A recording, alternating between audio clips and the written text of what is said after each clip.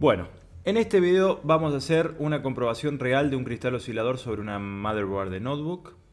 Y digo real porque muchas veces en internet vamos a ver que muestran mediciones perfectas, señales limpias, condiciones prácticamente de laboratorio, pero cuando trabajamos en reparación electrónica real la situación es muy distinta. Vamos a tener ruido, vamos a tener switching, masas contaminadas, señales de muy baja amplitud. Y si no entendemos eso, podemos mal interpretar completamente una medición. ¿Está? Entonces, en este video no solamente vamos a ver cómo medir un cristal, también vamos a entender por qué muchas veces una medición parece incorrecta cuando en realidad el problema está en la técnica de medición. ¿Ok? Bueno, primer punto, identificando el cristal. En este caso, estoy utilizando un cristal RTC de 32.768 kHz. Lo estamos viendo ya ahí en la imagen del microscopio. Es el cristal oscilador del circuito RTC. Acá lo vemos, es este de aquí. Como les dije, esta es una más de las tantas presentaciones que puede tener un cristal oscilador. Hemos visto varios en el video anterior. Este es uno más, ¿sí? Tiene una forma muy alargada, rectangular pero muy alargada. Componente muy pequeño, lo hemos comparado con un pequeñísimo capacitor o una resistencia, es un componente bastante pequeño también. Y este es el famoso cristal oscilador, en este caso está muy cerquita de la BIOS. Esto que vemos acá es el chip de la BIOS y este es el cristal oscilador, el del RTC. Que a tener en cuenta, es uno de los osciladores más comunes que podemos encontrar, pero también uno de los más delicados para medir correctamente.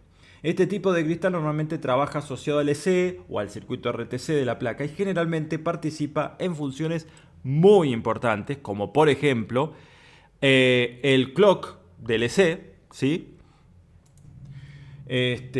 Temporización, suspensión, RTC, obviamente, y también en muchos estados de bajo consumo.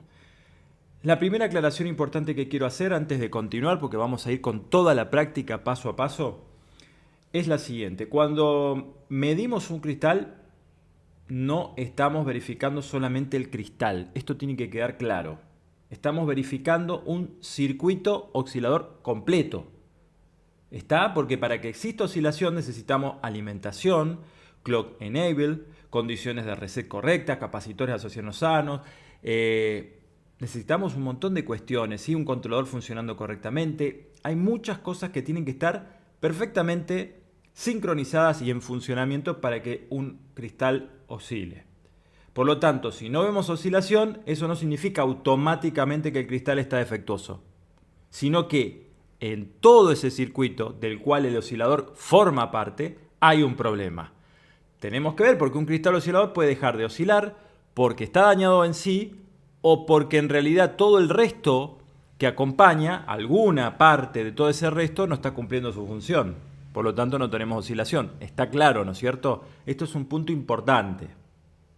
Porque muchas veces ha pasado que miden un oscilador, un cristal oscilador, y se dan cuenta que no oscila y dicen, bueno, listo, acá está el problema, listo, cambio el cristal y ya está. No, lo más probable puede fallar el oscilador, obviamente, pero también puede pasar tranquilamente que en realidad tengamos un problema en algún otro componente asociado a ese circuito de oscilación. ¿Está? Que no esté brindando, que no esté haciendo su trabajo correctamente para que el cristal pueda oscilar. Entonces, primer punto. Vamos con el siguiente punto, que es muy importante. Configuración del osciloscopio. Ustedes ahora en pantalla tienen aquí el osciloscopio. ¿Está? Entonces, van a poder ir viendo en tiempo real todo lo que yo voy a ir mencionando. Primer punto entonces, configurar correctamente el osciloscopio. Y esto es extremadamente importante porque muchos problemas de medición aparecen por configuraciones justamente incorrectas y no por fallas reales de la placa. Es muy importante saber medir lo que vamos a medir, porque si no vamos a estar perdiendo tiempo creyendo que hay fallas donde en realidad no las hay. Simplemente no supe medir, no supe interpretar y en realidad inventé una falla donde no la había y perdí tiempo. O había una falla ahí, pero por no saber medir correctamente no la pude detectar. Entonces vamos con el primer punto, configuración del osciloscopio. Lo primero que les voy a mencionar en este punto es que tenemos que utilizar la sonda, la punta de medición, la sonda, la vamos a utilizar en atenuación por 10. Acá la sonda tiene un por 10 y un por 1, ¿sí? Por 1 dice aquí, X1, X10. La vamos a poner a esta llavecita selectora hacia el lado de X10. Vamos a utilizar una sonda atenuada por 10. ¿Estamos? Y esto es fundamental, chicos. ¿Por qué?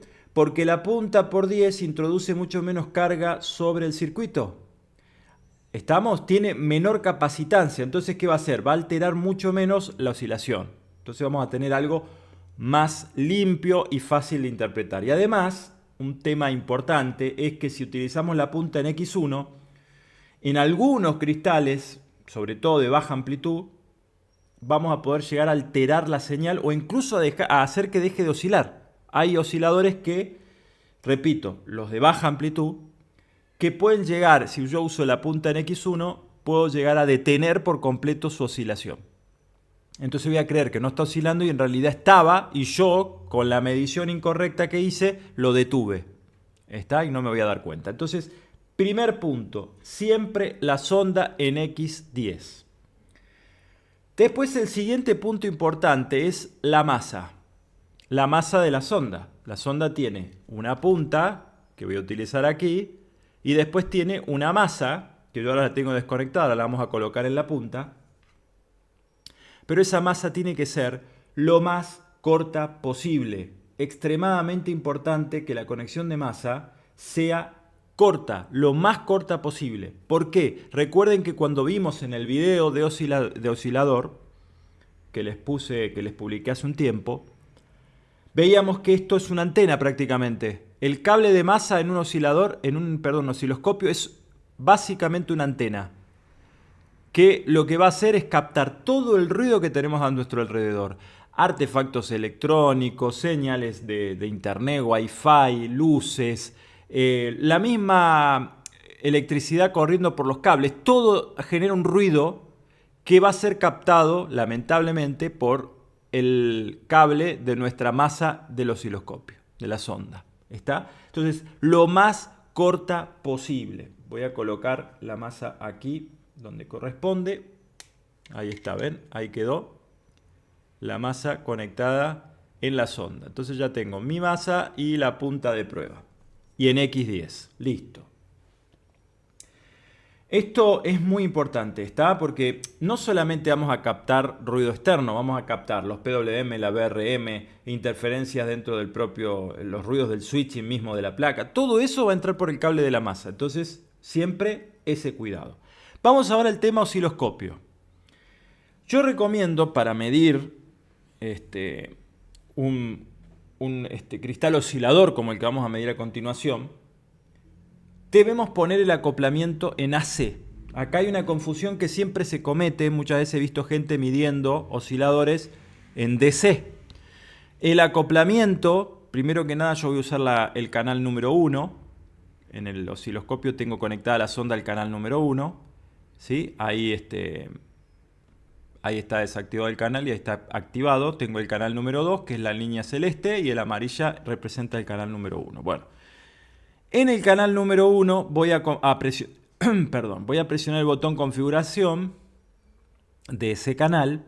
Esto obviamente va a variar, de un osciloscopio a otro, pero tienen que ir buscando el equivalente. Voy a configurar el canal y dentro de la configuración del canal van a ver que tienen una opción que dice acoplar. Bueno, primero, punta de prueba en X10. Acá dice X1, X10, X100. Lo voy a poner en X10 tal cual como está configurada la sonda físicamente. Aquí tengo el X10 y el X10 también lo voy a poner en la configuración del canal. Esto es fundamental. Primer punto. Segundo punto, dice acoplamiento. AC o DC. Lo voy a poner en AC. Normalmente está en DC. Perdón, acá. Está en DC normalmente. Ahí en AC lo voy a poner. ¿Está? Y doy OK. Listo. ¿Por qué? Vamos con el por qué. ¿Por qué lo pongo en acoplamiento AC? Voy a usar AC porque muchas veces el pin del cristal tiene un componente DC presente. Por ejemplo, puede ser 1 voltio, 2 voltios, o incluso alguna polarización continua. Y encima de esa tensión que existe, también hay una oscilación muy pequeña. Tal vez te podría decir de algunos cientos de milivoltios nada más. Entonces, si utilizamos acoplamiento DC, el osciloscopio, ¿qué va a hacer? Me muestra simultáneamente la continua, más la oscilación, más el ruido que está captando la masa. Entonces, nos queda una señal prácticamente escondida detrás de todo eso otro. ¿Está? Y es difícil de interpretar, de leer. Necesitamos limpiar eso. Limpiar eso. En el caso de utilizar el acoplamiento AC, lo que vamos a hacer es eliminar el componente de continua. Y entonces vamos a dejar visible principalmente la parte oscilante de la señal. Y eso es lo que queremos. Entonces, en cristales RTC de baja amplitud, el acoplamiento AC nos ayuda a mejorar la visualización. Por eso es que yo estoy haciendo este proceso y les recomiendo, cuando van a medir cristales, ponerlo en AC, para eliminar o limpiar el componente DC que tienen estos cristales. Y además, ayudar un poco a limpiar esa señal y a verla lo más clara posible. ¿Está? Bueno, siguiente punto, configuración inicial. La configuración exacta puede variar, chicos. No voy a poder darles exacta porque puede variar según el cristal, según el ruido, según el osciloscopio, según la punta o sonda, etcétera, etcétera. Pero como punto de partida, normalmente podemos trabajar aproximadamente con los siguientes rangos. La punta en X10, como les dije, el acoplamiento en AC, no hay que olvidarse. Luego, lo que yo recomiendo es arrancar más o menos 50, 100, yo les diría entre 50 y 500 milivolt por división. Nosotros acá en este caso yo tengo 500 milivolt por división configurado. ¿Está? Podemos arrancar entre 50 y 500. Yo voy a arrancar en 500. Ahí directo.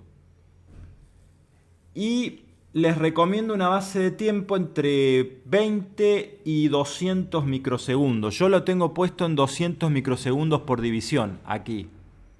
200 no mili, microsegundos por división. Puede ser menos. Lo que pasa es que ya les voy a mostrar que cuando ustedes realizan o están realizando la medición, después van jugando, van modificando levemente estos parámetros, ¿sí? Para limpiar esa señal lo máximo posible. Pero como punto de partida, a mí estos parámetros me funcionan normalmente muy bien en este osciloscopio, con esta sonda, con esta atenuación y con estas condiciones que yo lo voy a realizar ahora. Pero puede variar. En este caso yo estoy utilizando, el trigger en auto. Está puesto en auto. Yo lo voy a utilizar en normal. A mí me gusta cambiar. Lo voy a poner en normal. Recuerden, si no revisen el video cuando hablamos de osciloscopio, la diferencia entre normal y auto. ¿Está? Eso hay que tenerlo bien claro. ¿Qué pasa? En el modo auto, muchos osciloscopios económicos sobre todo, intentan dibujar señal aunque no logren sincronizar correctamente. Este es el punto. Entonces, la frecuencia empieza a saltar. Vamos a tener salto, salto, salto, salto, porque no pueden coordinar, no pueden agarrar bien la señal. Entonces, si yo lo pongo en modo normal, el osciloscopio solamente dibuja cuando realmente logra enganchar una señal coherente. Y eso suele funcionar mucho mejor en señales delicadas como esta que vamos a medir a continuación. Entonces, yo recomiendo usar entre auto y normal. Depende del osciloscopio, depende de lo que mejor el resultado le dé. Yo voy a arrancar con normal, ¿sí? Modo de trigger, debajo de en la sección de trigger del osciloscopio, elijo con el botón Mode normal.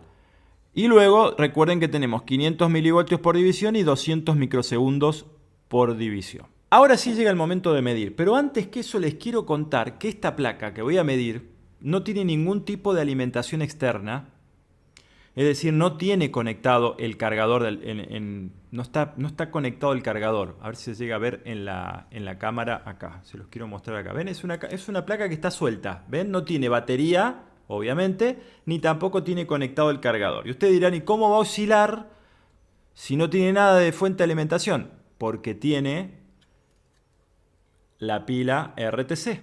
Y como yo voy a medir el cristal del RTC, esta pilita lo tiene que estar ya, así como la ven a la placa, sin ninguna alimentación y estando apagada, por supuesto, porque no tiene alimentación, tiene que estar oscilando ese cristal. ¿Se entiende? Tiene que estar oscilando gracias a los 3 voltios de la pila del RTC. Bueno, vamos a ver. ¿Y por qué tiene que estar oscilando? Y chicos, porque la pila RTC, ¿qué hace? Mantiene fecha y hora del sistema, entre otras cosas, como los parámetros y demás, mantiene fecha y hora del sistema. Entonces, tiene que estar oscilando, sí o sí. Bueno, por eso no voy a usar ningún tipo de fuente externa, porque además está bueno, a mí me gusta medir este tipo de cristales así porque es mucho más limpio. Porque al no tener conectada ninguna fuente de alimentación como el cargador o la batería, elimino todo ruido en la placa y voy a tener la señal lo más limpia posible. Vamos a realizar la medición. Ahora sí, voy a buscar una tierra para colocar la masa. Voy a colocar aquí en esta masa de aquí una tierra. Hay un poquitito de ruido, lo pueden ver. Bueno, se soltó ahí.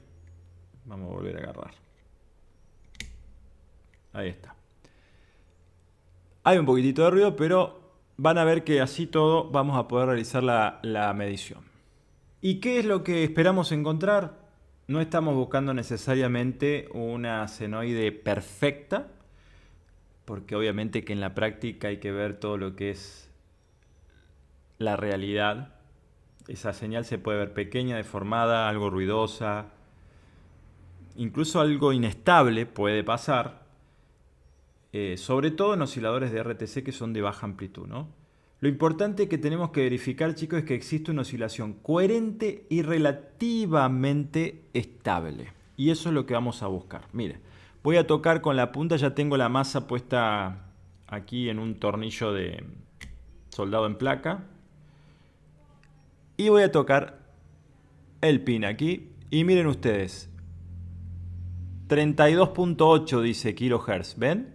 32.8 kilohertz. Son los 32.768, básicamente.